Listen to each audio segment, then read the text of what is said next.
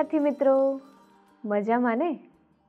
ચાલો આજે હું તમને એક સરસ મજાની વાર્તા સંભળાવું. બધાએ સાંભળવી છે ને વાર્તા? તો ચાલો બધા ધ્યાનથી સાંભળજો હો. અને હા, પછી તમારે મને એ વાર્તાનો સાર પણ કહેવાનો છે. તો બધા તૈયાર છો ને? મિત્રો, તમે સૌ સ્વામી વિવેકાનંદ વિશે તો જાણતા જ હશો. એમના જીવન પ્રસંગની જ આ એક ઘટના છે. એક વખત તેઓ ગંગા નદીના કિનારેથી પસાર થઈ રહ્યા હતા. ત્યાં એમને રસ્તામાં એક ભિખારી મળે છે અને એમની પાસે 1 રૂપિયો માંગે છે. ત્યારે સ્વામી વિવેકાનંદ એ ભિખારી સામે જોઈને કહે છે કે તું મને તારા બંને હાથ કાપીને આપી દે, હું તને 100 રૂપિયા આપીશ. ત્યારે ભિખારી ના પાડે છે. સ્વામી વિવેકાનંદ ભિખારીને ફરીથી કહે છે કે તું મને તારા બંને પગ કાપીને આપી દે, હું તને 1000 રૂપિયા આપીશ. ત્યારે પણ ભિખારી ફરી ના પાડે છે.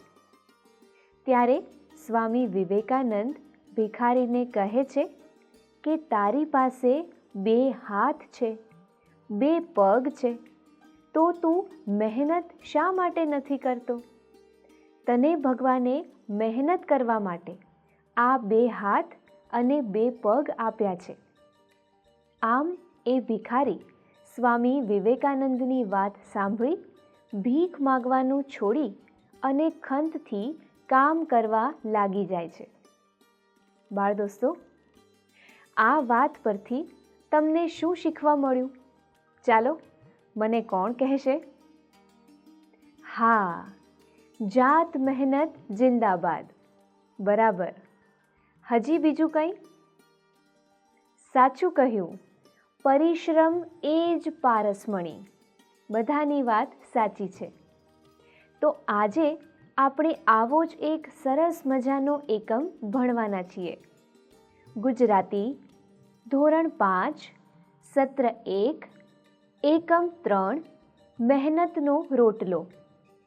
આજના અંકમાં આગળ વધીએ એ પહેલાં ગયા અંકમાં શું શીખ્યા હતા તે જરા યાદ કરી લઈએ. ગયા અંકમાં આપણે સરસ મજાનું પ્રાર્થના ગીત પર્વત તારા વિશે શીખ્યા હતા. આ પ્રાર્થના ગીતમાં કવિ જીવજંતુ, પશુ પક્ષી દરેક જગ્યાએ કુદરતના અંશ રૂપે ભગવાનને જુએ છે. બરાબર ને? તો ચાલો એકવાર સરસ મજાના સંગીત સાથે આ કાવ્યને આપણે સૌ સાથે મળીને સાંભળીએ.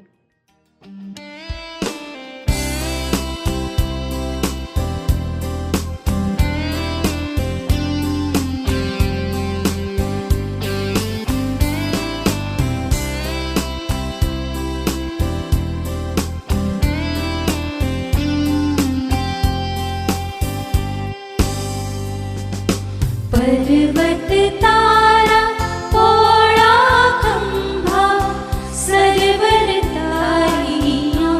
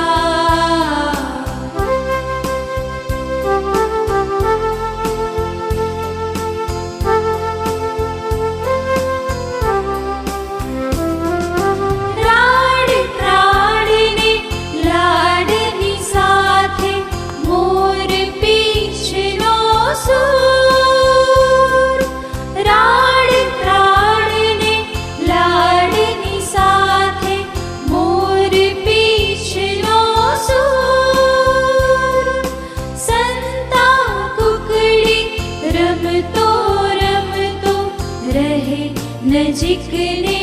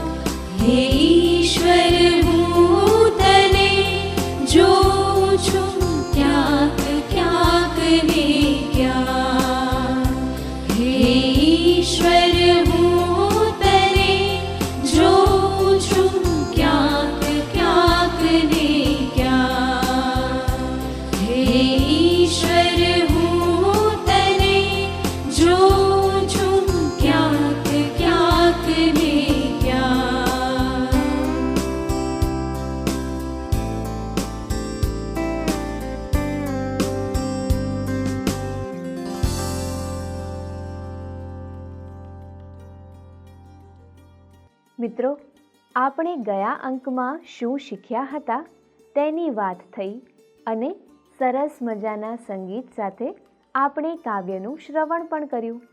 હવે આજના અંકમાં આપણે શું શીખવાના છીએ તેનું આયોજન તો જાણવું પડે ને. તો ચાલો આપણે સૌપ્રથમ જોઈએ એકમ આયોજન. આજના એકમમાં સૌપ્રથમ આપણે પૂર્વ ભૂમિકા જોઈશું. ત્યારબાદ આપણે લેખક પરિચય મેળવીશું. ત્યાર પછી પાઠનું શ્રવણ કરીશું. ત્યારબાદ પાઠનું એનિમેશન જોઈશું, એટલે કે ચલચિત્ર જોઈશું.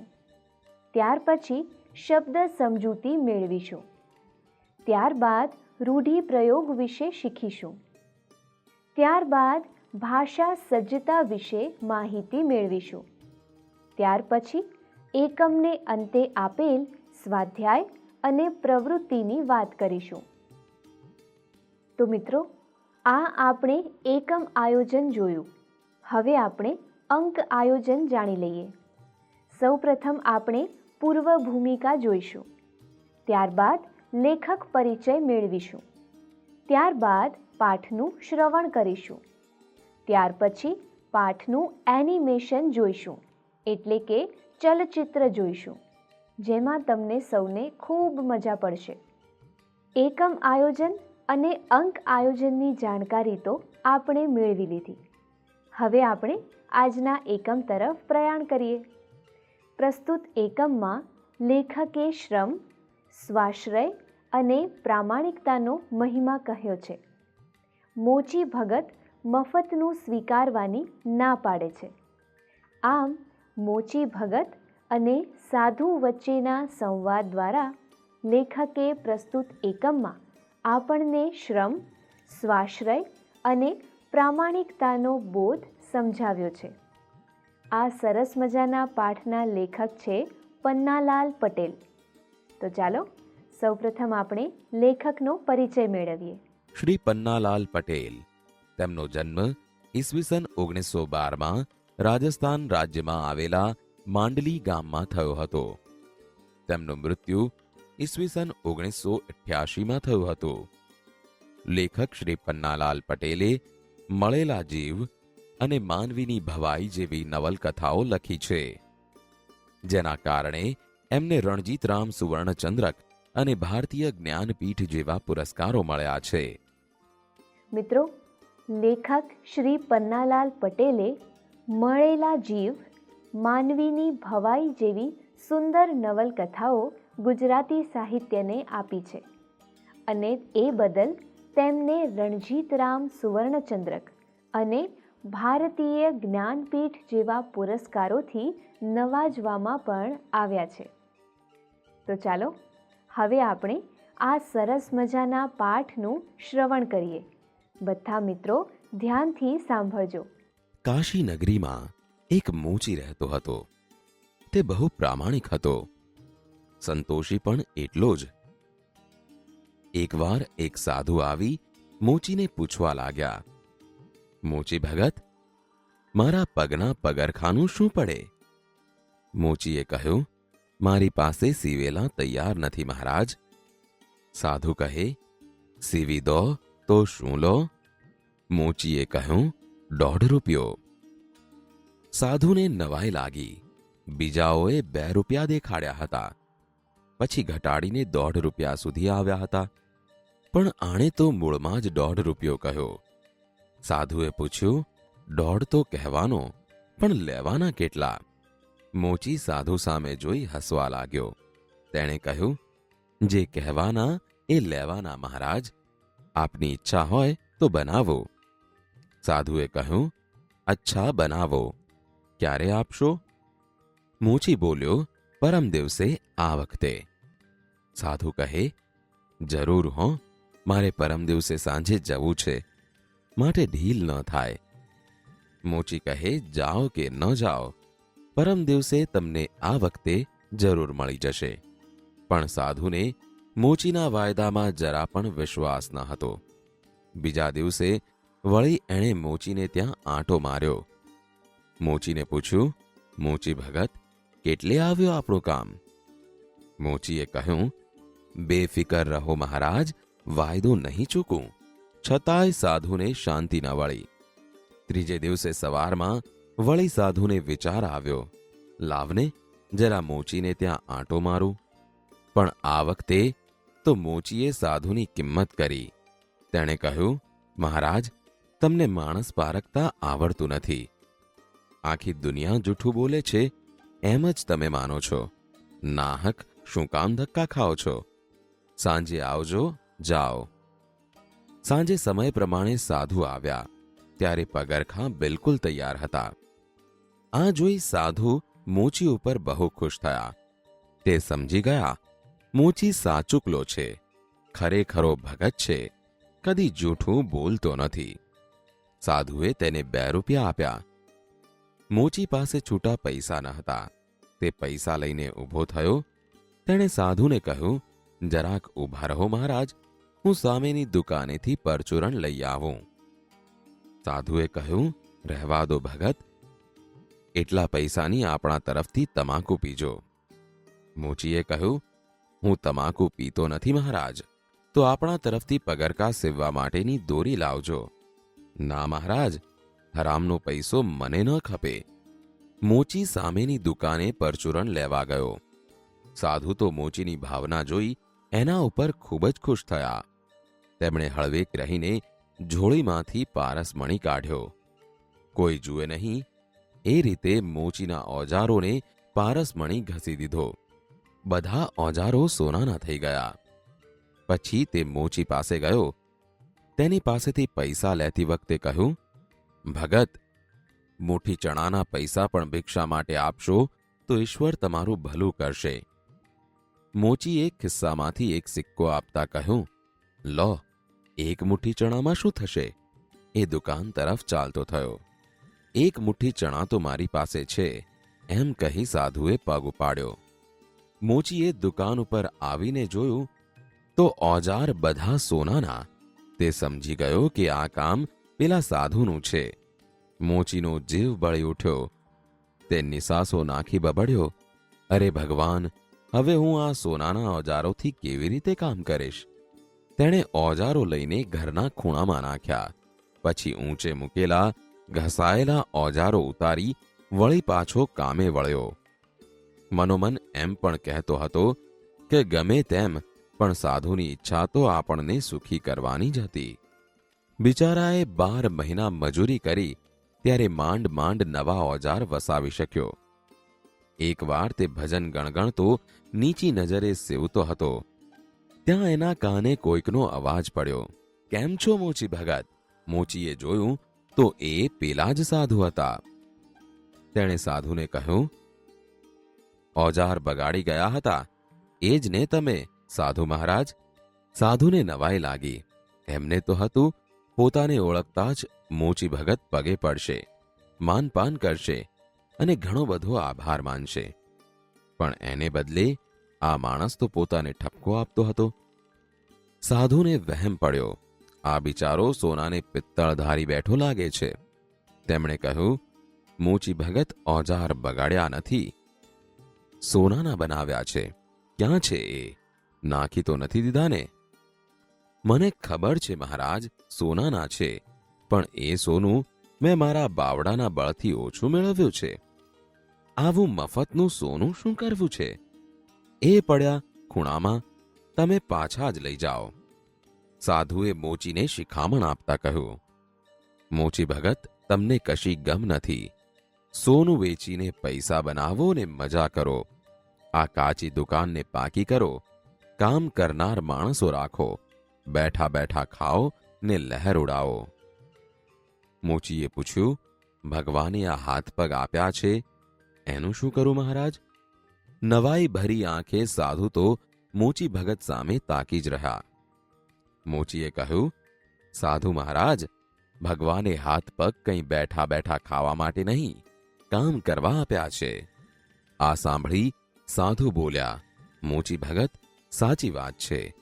ભગવાને કામ કરવા જ હાથ પગ આપ્યા છે. હવેથી હું પણ હાથે કમાઈને જ ખાઈશ ને તમારા જેવો જીવનનો સાચો આનંદ મેળવીશ. સાધુ કોઈ ઊંડા વિચારમાં પડી ગયા હતા. પોતાના કામે વળતા મોચીએ સાધુને પૂછ્યું, કેમ મૂંગા થઈ ગયા? સાધુએ કહ્યું, હું મૂંગો નથી થઈ ગયો, વિચારમાં પડી ગયો છું. શા વિચારમાં પડી ગયા છો મહારાજ? મેં તમને કહ્યું એ ખોટું છે? તમારી વાત નથી, મારી વાત છે.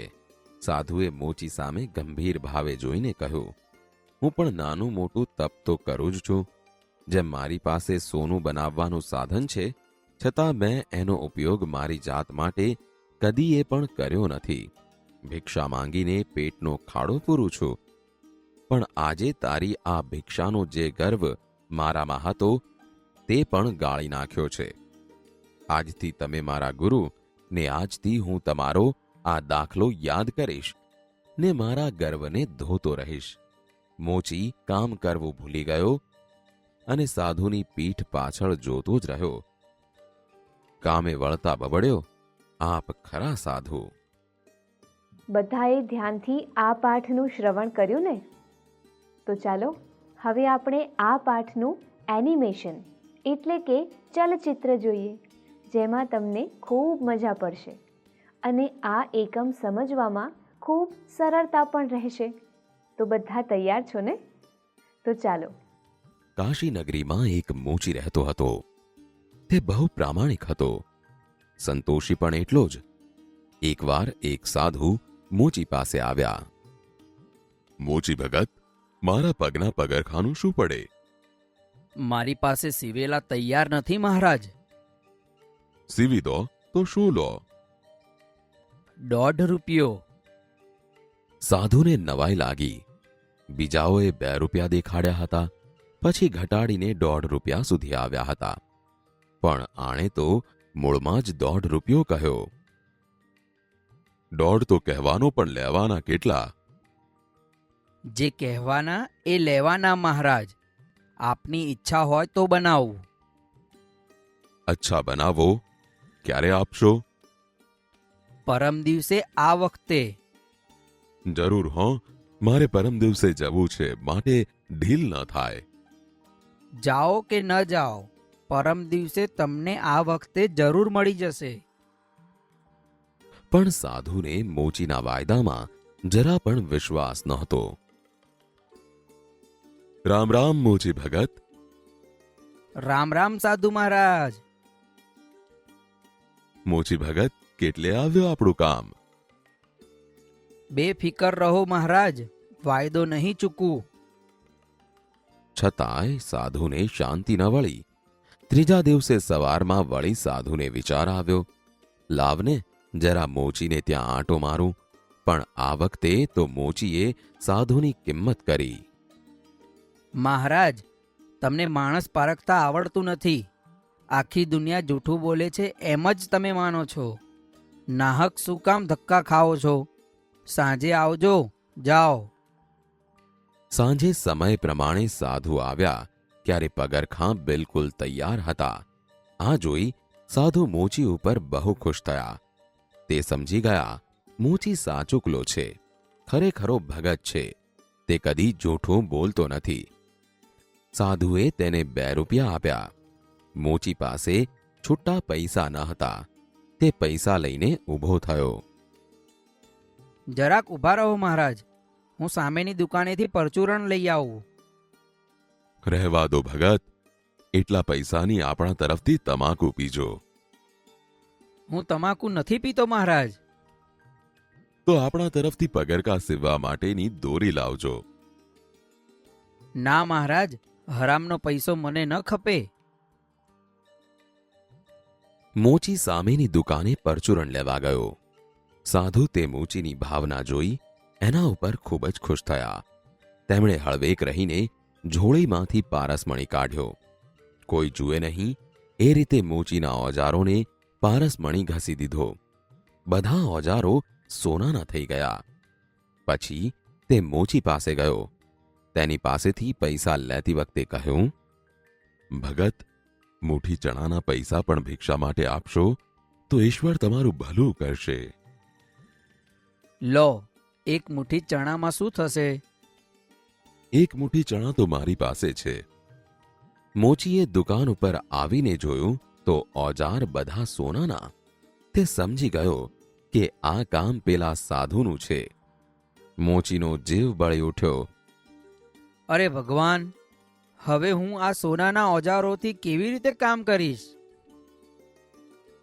તેણે ઓજારો લઈને ઘરના ખૂણામાં નાખ્યા.